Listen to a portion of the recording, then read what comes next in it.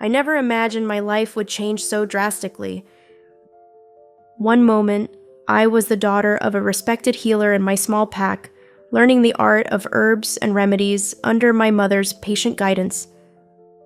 The next, I was a slave in the Alpha King's castle, scrubbing floors and serving food to the very people who had destroyed my home. It happened so quickly. One night, the air had been thick with smoke, the scent of burning wood and blood staining the wind.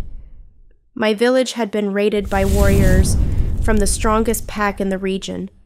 My parents were killed, our people slaughtered, or taken as captives. I had no idea why they attacked us. We had never posed a threat to the mighty Alpha King, and yet, here I was. The castle was grand, made of towering stone walls and flickering torches that cast shadows along the halls. It smelled of pine and leather, so different from the earthy scent of my home. I was just another nameless face among the servants, my days spent in silence, my body aching from labor. My heart was filled with hate for the Alpha King, whom I've never seen, but I kept it buried. There was no use in fighting when I had no power. Then one day, everything changed. The castle was filled with tension after a battle with a rival pack. I overheard other servants in the castle talking about how badly wounded the warriors were, some killed. The Alpha King himself had returned badly wounded. I didn't think much of it until panic spread through the halls. He's dying. He was poisoned with wolfsbane. The healers are useless without the antidote. Wolfsbane was one poison capable of killing a werewolf. I froze mid-step. My mother had taught me how to counteract wolfsbane. The antidote was rare, the ingredients difficult to find, but I knew what they were. I knew how to mix them. And then a thought struck me. Why should I save him? This was the man who led the pack that destroyed my home. He deserved to suffer, but something in me couldn't let it happen. I didn't know why I did it. Maybe it was instinct, or maybe deep down, I didn't want to see another person die even if he was my enemy. So I moved. I left the castle, slipping through the gates before anyone noticed. The forest was dense, the air damp with the scent of moss and fallen leaves. I found exactly what I was looking for, the blue-veined petals of the moonshade flower, the bitter root of the ironbark tree. My fingers worked quickly, pulling, crushing, mixing. My heart pounded as I rushed back, praying I wasn't too late. The Alpha King was barely conscious. He lay in his grand chamber, his shirt torn open, revealing a deep wound along his ribs. His breaths came in shallow, ragged gasps.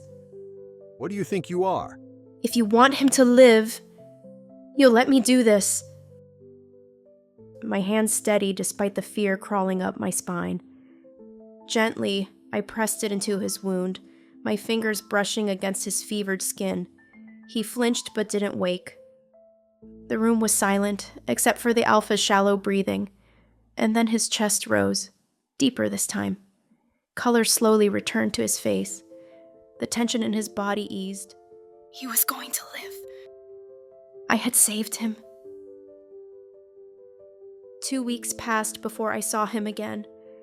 I was scrubbing the marble floors of the grand hall when the beta found me. The Alpha wants to see you. Dread settled in my stomach. Had I done something wrong? Was he angry that a mere slave had dared to touch him? My heart pounding in my chest. The moment I stepped inside, my breath hitched. Alexander, the Alpha King, was nothing like I had imagined. He sat near the window, bathed in the golden light of the setting sun. His eyes, piercing and sharp, locked onto mine the moment I entered. I felt small under his gaze. You saved my life. I did what any healer would do. You're not just any healer. Then, to my utter shock, he sighed. I owe you a debt. From this moment, you are no longer a slave. You are free to leave. He relieved me from my duties as a slave, giving me a chamber of my own. I was free to leave if I wanted, but I had no home to return to. The word should have made me feel relieved, but instead, my throat tightened. I don't have anywhere else to go, I admitted, and for the first time, I saw something break in his expression. He apologized. The Alpha King, Alexander, apologized to me. I should have hated him. I tried to. But the more I saw of him, the more I realized that he wasn't the ruthless monster I had imagined. He had lost his mate years ago, and without an heir, he was at risk of being overthrown. His rivals wanted him dead, just like they had wanted my village gone. And somehow, against all odds, I found myself falling for him. But love wasn't an option. He needed a mate, an heir, and I was just a former slave, a girl with no pack, no title. He would never choose me. So when he started keeping his distance, I told myself it was for the best. The ballroom was thick with dust, the air heavy with the scent of aged wood and forgotten memories. I had been assigned to clean the ballroom alone, and I understood why. It was abandoned and unused for years. The chandeliers overhead were dulled with grime, and the once polished marble floor was scuffed and lifeless. With a sigh, I picked up a broom and began sweeping. My movements stirred up tiny clouds of dust, making me cough. Why do they even care about cleaning this place? No one uses it anyway. After an hour of hard work, my arms ached, and my back screamed for mercy. I stretched, glancing at the towering glass windows. A sudden thought struck me. The ballroom was so beautiful, even in its neglected state. What must it have looked like when it was alive with music and dancing?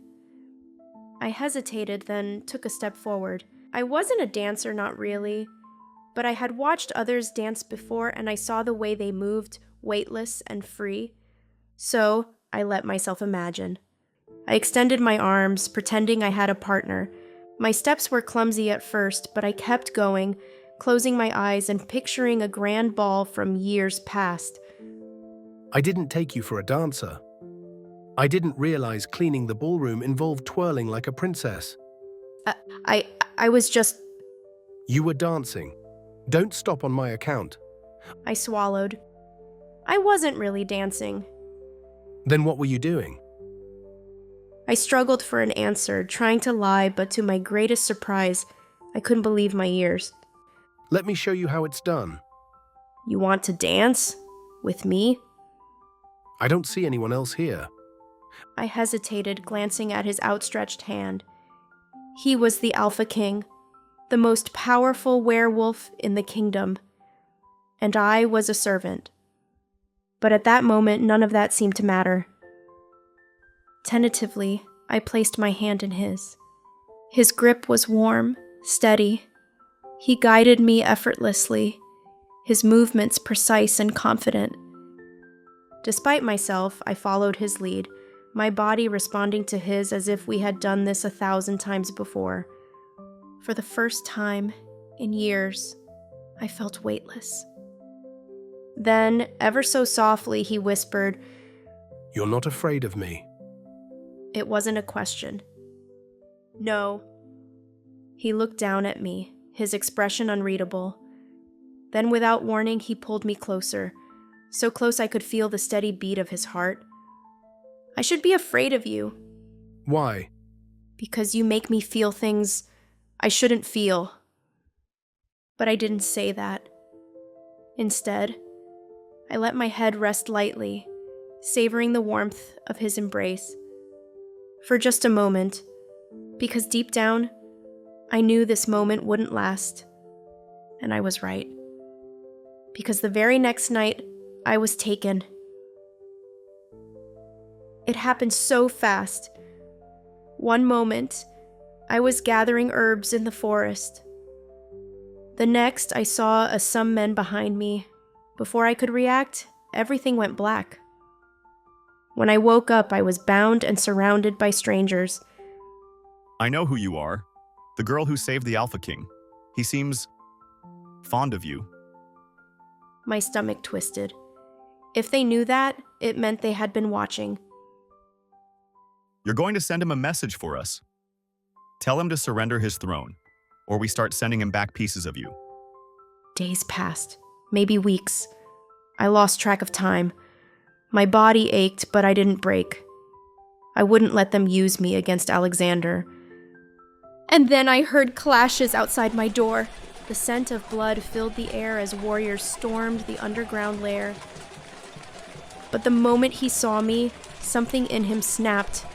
Eva, I thought I lost you. I was too weak to respond. I can't lose you. I don't care what the moon goddess says. I don't care if I was never supposed to love again. I love you, Eva. He loved me.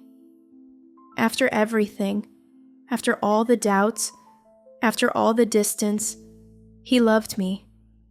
And I knew then that I loved him too. Alexander took me back to the castle himself. He never left my side. He didn't care what anyone thought, didn't care about traditions or expectations. I don't need a destined mate. I only need you. A month later, we were married. The court was stunned. His rivals were furious, but the pack accepted me.